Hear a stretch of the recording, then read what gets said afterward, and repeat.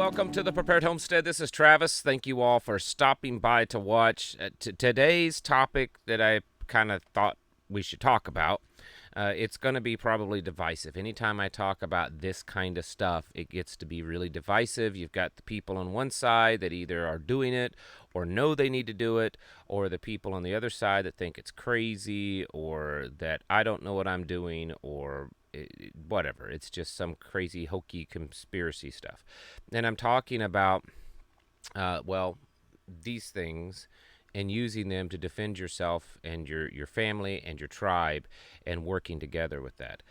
This topic would have been a great outdoor video today, but I am just worn out from yesterday. I was sick earlier this week, just crazy, stupid sick, and I'm over it, but you know how it is when you're really sick. It takes you a couple of days to kind of rejuvenate your energy. And then jumped right into having the meeting yesterday, which was great. Turned out great. Both speakers were amazing. Just a really good time.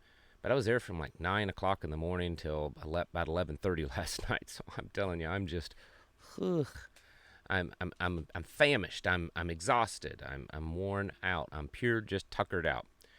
So that's why I decided to come inside. But anyways, sometimes these kind of videos in this setting is a little bit more relaxing anyways, so maybe that'll be for the better. Excuse me. What I'm talking, see my throat, if you can't tell, did a lot of talking yesterday. So I'll be like this for a couple of days. What I'm talking about, though, is how we need to be very serious about the probability of us having to arm ourselves in a manner to defend ourselves against whether it's invading forces, the invading migrants, just people like whether it's Antifa and BLM and the Rainbow Crowd and or our own government or anything like that. That's increasing in possibility. I've said it before in this channel that I cannot promise you that you'll ever have to use one of these to defend yourself during an SHTF. But I can promise you that you will get hungry, that you will need to have something to drink, that you're going to need some kind of medical attention of some sort. And so that's why we should put a lot of focus on that. A lot of preppers don't, but we should. And we should put a lot of focus not on having those things, but being able to create those things, like grow food and produce water, things like that. But even though you may not ever have to use one of these, I think the possibility of having to use one of those is ever increasing when we look at all the stuff going on. So I think we would be very, very foolish to just say, oh, that's never going to happen. I mean, how many things has happened in the last 3 or 4 years that were never going to happen? But they have, right? So we can't do that. We can't just push something off to the side because in our mind, in our understanding or reality, we don't think that that's going to happen because, well, any one of us could be very wrong. I could be wrong. You could be wrong. And so that's why we should have a very well-rounded prepping plan, a very well-rounded skill set and abilities to do all the different things that's needed to do. Now, in the course of learning how to do this, it's not just a simple thing of, well, I know how to function a weapon. I know how to shoot at a paper target. I'm pretty accurate. I can shoot a deer's ear off at 300 yards. That's great. But the deer's not shooting back at you. And you're not having to move and run and get all huffing and puffing to shoot that deer's ear off at 300 yards. I can tell you from personal experience, and I have spoken to others that are much more trained than I am, have more experience than I do, and it's pretty much unanimous across the board that when your heart rate gets up, when your adrenaline is pumping, when there's the fear factor going in, when you're moving around and you're dodging bullets or just trying to run from bad guys, your proficiency level with the firearm drops like a lead balloon.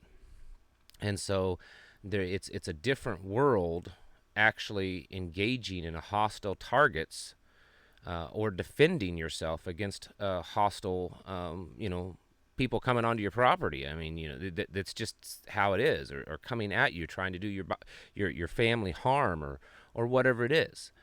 And so we must take these things very serious. Now, I understand that not every one of you listening are currently qualified or have the physical or just the ability to get to that point, to be that level qualified, maybe before things hit. That's the reality.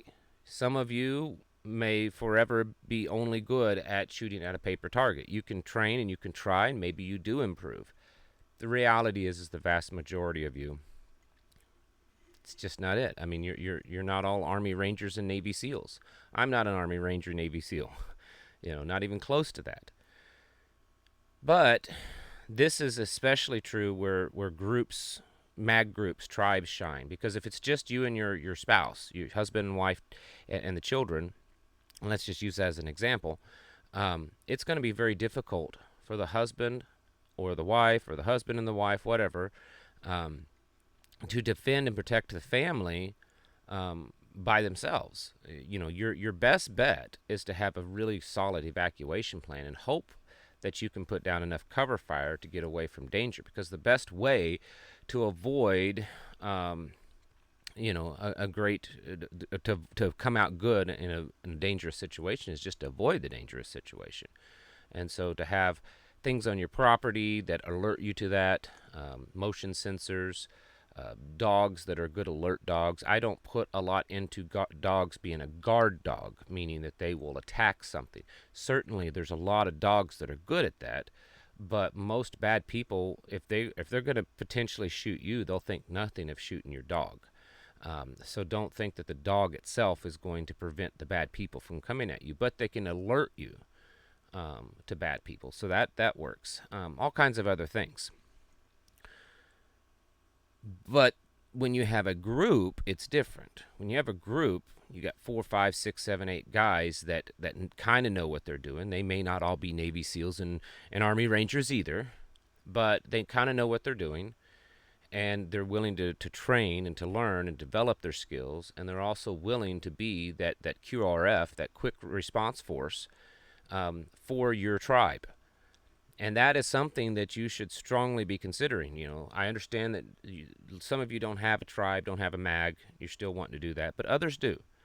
And depending on your situation, depending on how many you have, the skill level within your group, developing within that group a kind of specialized unit, and think of it how our own government does. We have the military, and then in the military you have infantry that actually are kind of the frontline fighters, and then within that you have specialized groups, right, that do certain special things. And so think of that within your own group. If you have a few families, are there people within that group that have the training and knowledge, or at least enough that they can kind of further build upon that training and skill set to create something like that? To create a small unit, a small QRF that can be the defense team for the group.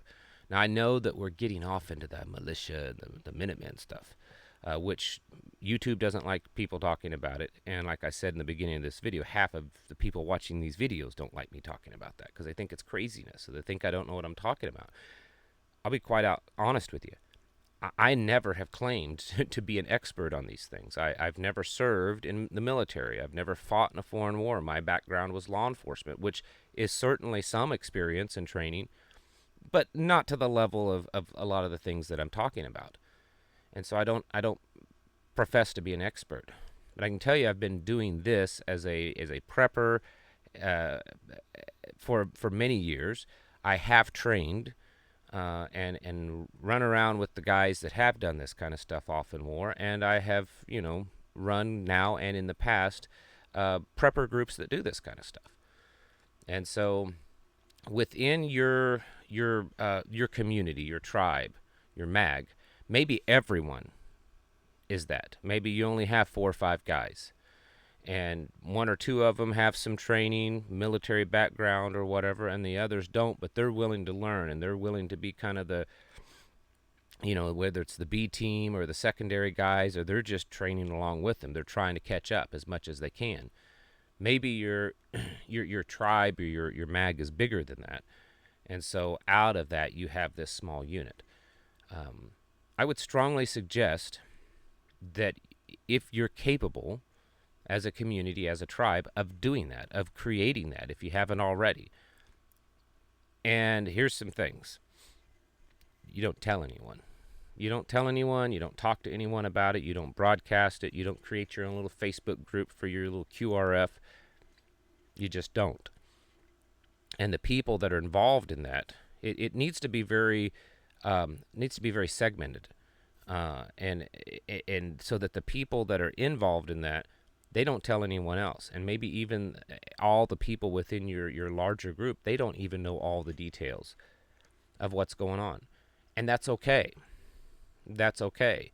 Compartmentalizing things, actually, it's not a way to hide things from the group. It's actually a way to protect the group. Okay, and that's why the military and intelligence agencies and things like that, they compartmentalize things so that even people at the top of the totem pole don't know everything. Only certain people know. This person over here knows what's directly around him. This person over here knows this, a little bit here, and together it comes together as a whole. But it creates a situation that the whole group cannot be totally compromised by just one person. So breaking things up and compartmentalizing them are a great thing. But back to this little QRF, this quick response force. As a tribe, as a community, as a mag, this is something that you should strive for. I'm not saying that it's your own little militia, it's your little army to go off and fight in wars. No, of course not. But it can be, if things completely collapse, if things completely fall apart, it can be your own little rescue force for the people within you. I mean, think of a scenario. Let's say you have, 5 to 10 families in your little community, in your tribe, and things all, the doo-doo hits the fan, it's all hit the wall, and it's bad, and there's no calling for help. Maybe you live too far out, or there just isn't law enforcement anymore, or at least for a while, that would come to your aid, and bad guys show up. Bad guys show up to do bad things. Maybe they, kidnap someone in your family, a child, a wife, or something like that. Wouldn't it be better to be able to get on your ham radio and call out a certain code so that the people that are listening on your team know who you are and know that it's serious, and they come to your aid, and as a group of trained individuals, you go in and you diffuse that situation and rescue your loved one? Because if you go do it by yourself, I can tell you there's a high probability that you're going to fail. High probability that you're going to fail, and then your family, it's done. Family's done at that point. Even if you're really, really well trained.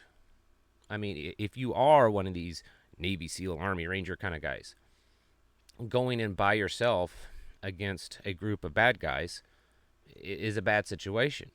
And I know these are extreme things that we're talking about, and so many times when we talk about extreme things, people don't want to talk about that. It upsets them. But guess what, folks? This is the kind of stuff we have to be talking about. We need to have these conversations, but these conversations can't just be conversations. They have to move past that point and become reality and become usable tools within our communities. And I'm not saying that everyone has to go out and learn how to be an Army Ranger or whatever.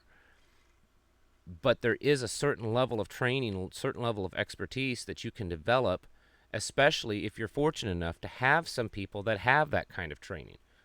Some of you have the veterans in your group, and maybe they have done these things, and depend and rely on them to help.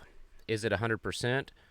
Are you going to ever be as good as an active duty tier 1, tier 2 operators? Are you going to be as good as any of these, SRT SWAT units and stuff? No, you're probably never. You're not going to have the equipment. You're not going to have the resources, the logistics, the supply chain, and you're not going to be training at the level and all the time like they do. So you're never, ever, ever going to be as good. But in a scenario like I spoke of, where there's no other help around, and one of your families in your group gets compromised, kidnapped, they're held for ransom or whatever, what else are you going to do? You're just going to say, sorry, you're going to die? Or are you going to do what you can, and yes, definitely risk your life, because that's kind of what mutual assistance groups do, to try to save that other part of the group. None of it's an ideal situation, okay? It's not. You're not going to get on here and say, oh, well, that's stupid because you can die, and have a necessarily a winning argument. Well, yes, you're right, but what are the other alternatives? Just to say, well, I know we've all pledged to support each other and be part of the same tribe and everything, but I don't want to risk my self or the rest of the group to injury or death just to go rescue that one. So you're lost. Sorry, they can do what they want to with you. I mean, if that's the case, then what's the point of having a tribe, a mutual assistance group? You could also make arguments that this is never going to happen. You could be right. And if you are right, then things are great. But friends, let me tell you, if I'm right and you're wrong, it's going to be bad. And we've seen this kind of stuff in other countries. We've seen this kind of stuff in other collapses. Look at Venezuela. And we're not talking decades ago or centuries ago in history. We're talking just a few years ago. Just a few years ago in Venezuela. Crime skyrocketed. Rape skyrocketed. I mean, exploded. All kinds of sexual abuse and sex crimes and murders. Everything skyrocketed during their collapse. And their people, they didn't have a way to really defend themselves. The government wasn't there to help. The police was all just as corrupt as anyone else. And the citizens themselves, because of their laws, weren't allowed to own firearms to protect themselves. And we saw soaring crime rates. In fact, if you look during the peak years of the collapse in Venezuela back in like 2016, 17, 18, maybe 19, you saw globally the highest crime rates when it comes to violent crimes all across the globe. Was right in Venezuela because of that, because there was no one to. People were hungry. People were desperate. People they needed medicines. They needed water. They wanted a loaf of bread, and they also were just bad. Some of them were just bad people taking advantage of the situation. They knew that everyone was vulnerable and that no one could really defend themselves. The point is that kind of situation could at some point exist in this country, or we could also be facing violence from invaders. Both very possible scenarios, and others that lead to the same problem of violence towards you. And so having these plans in place to defend ourselves and our communities, I think they're logical. Again, I know that not everyone's going to be able to do it. You may be a mutual assistance group of senior citizens, or of CPAs, or a mutual assistance group of nurses. None of those things are bad. They're all very good. They all have skills and strengths when it comes to preparedness. But that doesn't mean that you're going to be able to take these and go kick doors down and do room clearing and CQB drills. You may not. You may, but you may not. But for those of you that have the ability within your mutual assistance groups and your tribes and stuff to create small units like that, to kind of be the front line of the group, I would suggest you do it. Keep it quiet. Don't broadcast that information.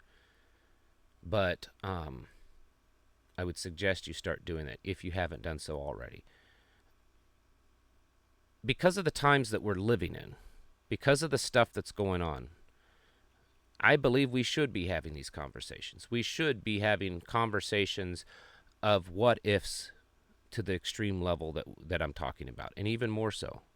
We should have those conversations. We should be coming up with workable solutions for these extreme scenarios. And the reason is because we're living in an environment of extremism. We're living in an environment that things are chaotic and bad and in a very extreme way.